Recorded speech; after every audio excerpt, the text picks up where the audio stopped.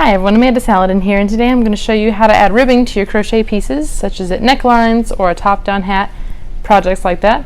You can see this collar here is a single crochet through the back loop ribbing, and it was attached after the piece was crocheted. Gives a nice look, but the key is knowing how to space it well. The biggest problem I see when trying to work a finish like this is spacing the rows too close together. This gives a flared appearance. You'll find that it gives like a ruffled look. So if you see your edging starting to flare out or have a ruffled appearance to it, then you know you've worked too many rows and placed them too close together. So what we're going to do for this video is I'm going to remove the rib collar from this sweater.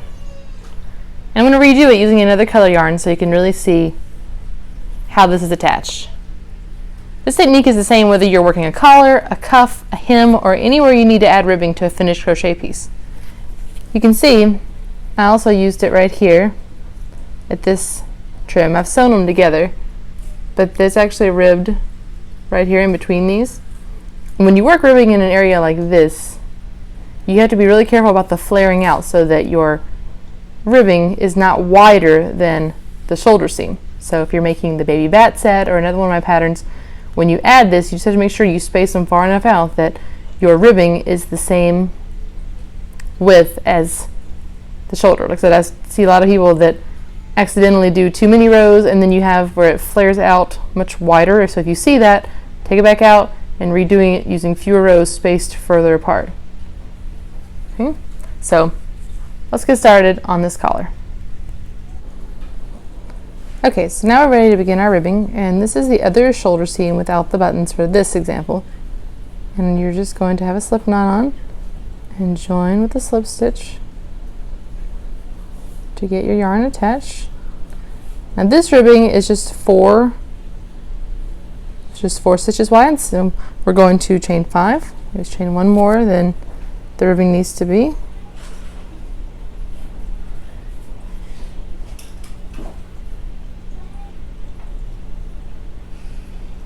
Okay, and now work your way back down. Work into the second chain from the hook. Mine's a little tight.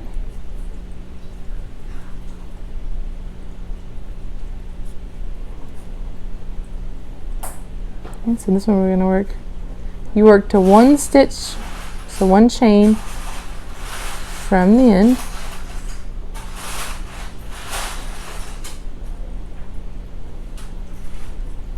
So this one I'm going to work 3.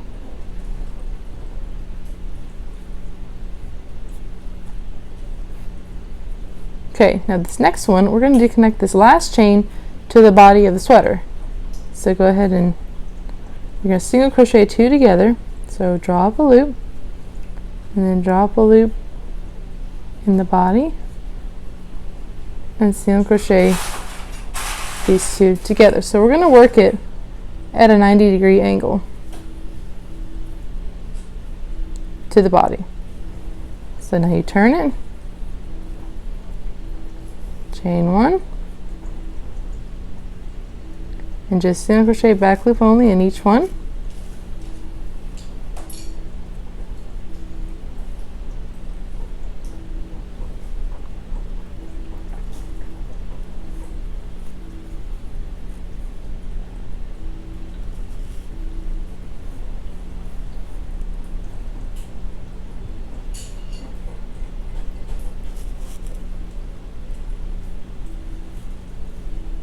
Okay, so when you go back up, you just chain 1, single crochet back loop only in each, and now you'll turn, chain 1, single crochet back loop only until you get to one stitch left.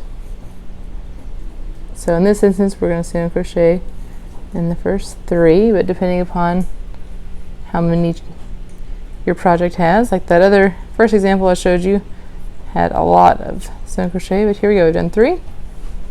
Now we're down to this last stitch here. Turn it a little bit, and we're going to back loop only, draw up a loop, And then what I like to do is I like to bring this down and see, okay, where is it naturally going to fall? Where's it going to look most natural? When I'm starting out, I'll do this and I see that it's not this space like right here, it's actually over here. So I'm going to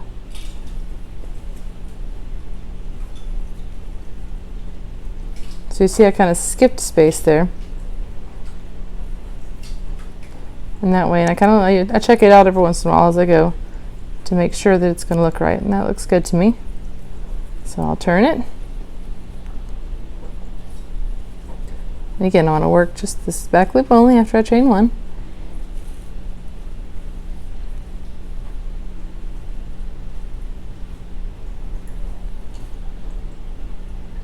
Getting a little tight.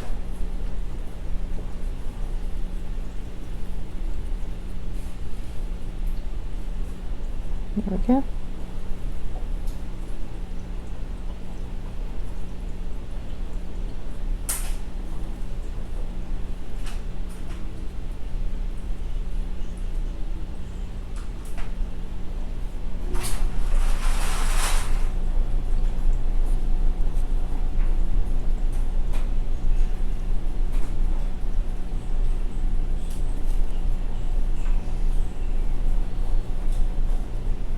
Okay, so you can see it said going back up, it's just chain one, single crochet back loop only. And you're just repeating 2 rows. So let's chain one, work in the back loops here again.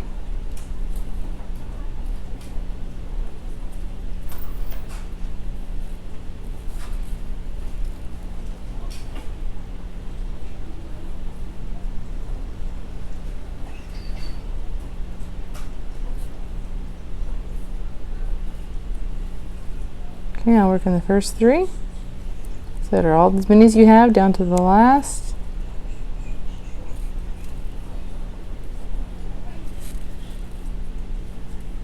Okay, and now this last one. Get in there, drop a loop.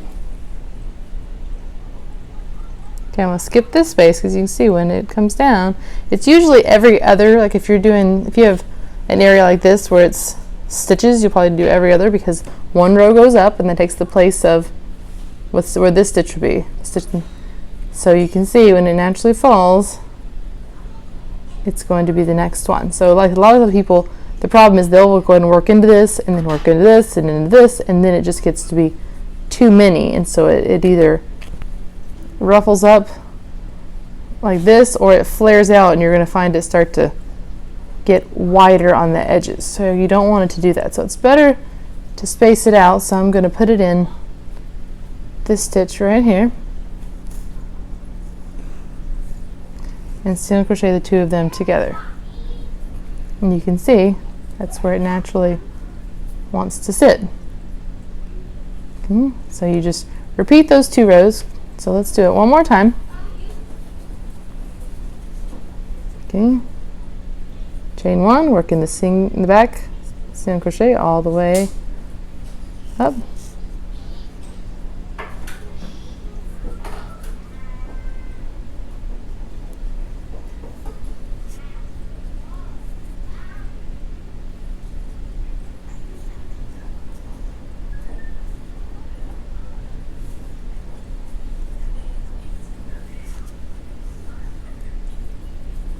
Okay, turn. Chain one.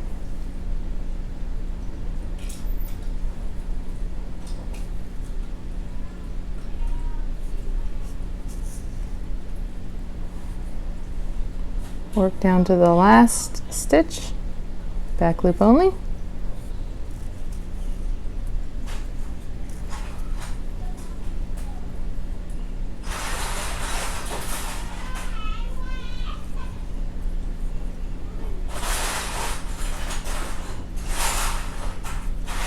And sometimes the last stitch gets a little caught in there. I have to help it out.